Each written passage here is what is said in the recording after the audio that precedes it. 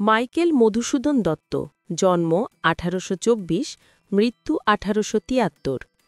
তিনি ছিলেন 19 শতকের অন্যতম শ্রেষ্ঠ বাঙালি কবি ও নাট্যকার। বাংলা ভাষায় মাইকেল মধুসূদন দত্তকে অমিত্রাক্ষর ছন্দ ও চতুর্দশপদী বা সনেটের প্রবর্তক বলা হয়। তিনি 1824 সালের 25 জানুয়ারি বাংলাদেশের যশোর জেলার কেশবপুর উপজেলার সাগরদাড়ি গ্রামে জন্মগ্রহণ করেন।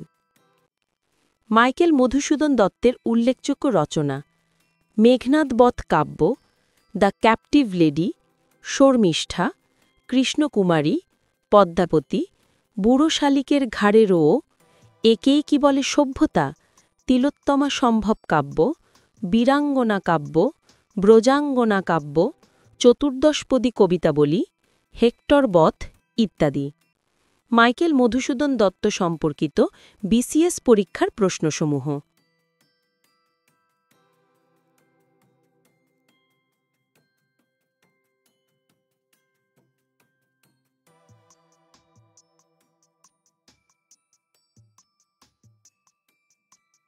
মাইকেল মধুসূদন দত্ত সম্পর্কিত অন্যান্য পরীক্ষার প্রশ্নসমূহ।